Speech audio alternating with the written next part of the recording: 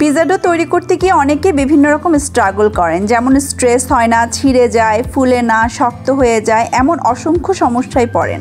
তাই আজ আমি আপনাদের জন্য একদম পারফেক্ট পিৎজা ডো তৈরির রেসিপি নিয়ে এসেছি, যেটা স্টেপ বাই স্টেপ ফলো করলে কোনো সমস্যারই সম্মুখীন হবেন না আপনারা।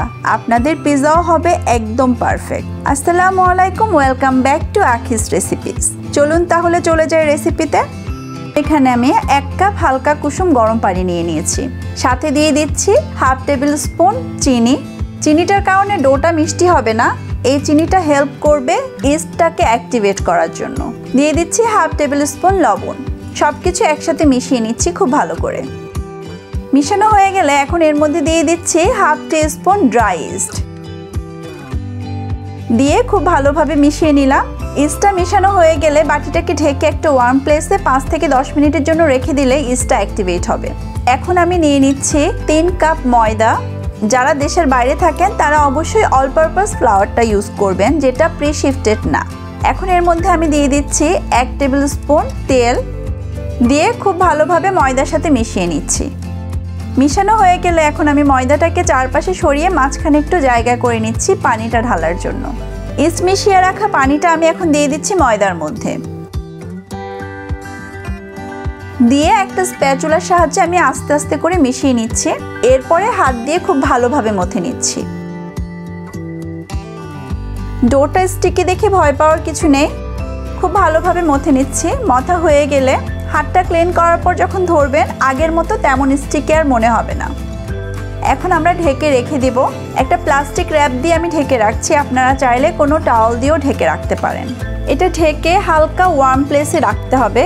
1 থেকে 3 ঘন্টা পর্যন্ত এটা ঢেকে রাখতে হতে পারে, এটা ডিপেন্ড করবে আপনার ইস্টের কোয়ালিটির উপর। যতক্ষণ পর্যন্ত না এই ডোটা ফুলে ডাবল হচ্ছে ততক্ষণ পর্যন্তই রেখে দিতে হবে। ফিরে আসলাম প্রায় 1.5 ঘন্টা পর। 1.5 ঘন্টার মধ্যেই আমার ডোটা একেবারে ফুলে ডাবল হয়ে গিয়েছে। যদিও ক্যামেরার অ্যাঙ্গেলের কারণে খুব একটা বোঝা যাচ্ছে না, কিন্তু আমার ডোটা পুরোপুরি ডাবল হয়ে গিয়েছে। এখন আমি একটা কাটিং বোর্ড নিয়ে নিচ্ছি, এর মধ্যে কিছুটা ময়দা ছিটিয়ে নিচ্ছি। একটা স্প্যাচুলার সাহায্যে বোল থেকে আমি ডোটা বের করে নিচ্ছি। ডোটাকে বের করার পর আমি হাতে হালকা একটু তেল মাখিয়ে হালকা একটু লম্বা করে নিচ্ছি, কারণ আমি ডোটাকে দুভাগ করব। এখানে 2টো পিৎজার ডো। ডোটাকে আমি হালকা একটু লম্বা করে সমান ভাগে দুভাগে কেটে নিলাম।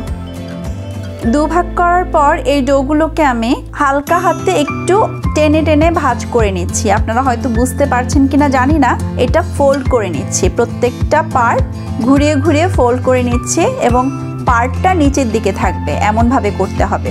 এভাবে করে 2টো ডোই আমি রেডি করে নিচ্ছি। আর এই ডো দিয়ে পিৎজা তৈরি যদি দেখতে চান অপেক্ষা করতে হবে কিন্তু আমার নেক্সট ভিডিওর জন্য।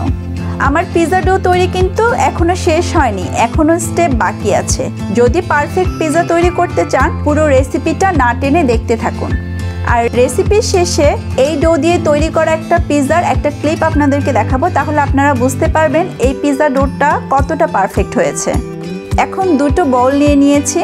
এখন বোলগুলোর মধ্যে আমি হালকা তেল ব্রাশ করে নিচ্ছি। তেল ব্রাশ করার কারণে ডোটা বোলের সাথে লেগে যাবে না, সুন্দরভাবে উঠে আসবে, তাই তেল ব্রাশ করে নিচ্ছি। তেল ব্রাশ করা হয়ে গেলে এখন আমি ডোগুলো আলাদা আলাদা বোলে রেখে দিচ্ছি। এখন ডোর উপর দিয়েও হালকা করে তেল ব্রাশ করে দিচ্ছি। এটা খুব বেশি দেয়া লাগবে না, যেন খুব বেশি ড্রাই হয়ে না যায়, সেজন্যই তেল ব্রাশ করে দেয়া। এখন এগুলো আমি প্লাস্টিক র্যাপিং দিয়ে ঢেকে রেখে দিব। আপনারা চাইলে কোনো এয়ারটাইট ঢাকনা দিয়েও ঢেকে রাখতে পারেন। এই ডোটা 2 ঘন্টা থেকে 3 ঘন্টা পরেও আপনারা পিৎজা তৈরি করতে পারবেন। আর পিৎজা ডোটা আপনারা ফ্রিজের নর্মাল টেম্পারেচারে 7 থেকে 10 দিন পর্যন্ত রাখতে পারবেন। আর এই অবস্থায় কিন্তু আপনারা ফ্রোজেন করেও রাখতে পারেন। এই পিৎজা ডো দিয়ে আপনাদের সাথে নেক্সট 2টো রেসিপি শেয়ার করব, প্লেন পিৎজা এবং চিকেন পিৎজা। একটা হবে চুলায়, একটা হবে ওভেনে। যদি মিস করতে না চান অবশ্যই আমার চ্যানেলে চোখ রাখুন। আমি পিৎজা ডোটা একদিন পরে বের করে দেখাচ্ছি আপনাদেরকে। দেখুন কতটা সুন্দর হয়েছে, একদম পারফেক্ট। এটা শক্তও না আবার সফটও না। আর এই ডো দিয়ে তৈরি পিৎজাটা দেখুন কতটা সুন্দর হয়েছে, ক্রাস্টটা দেখলেই বুঝতে পারছেন। আজ এ পর্যন্তই, চলে আসবো নেক্সট রেসিপি নিয়ে খুব শীঘ্রই। ভালো থাকবেন সবাই, সুস্থ থাকবেন, সুন্দর থাকবেন। আল্লাহ হাফেজ।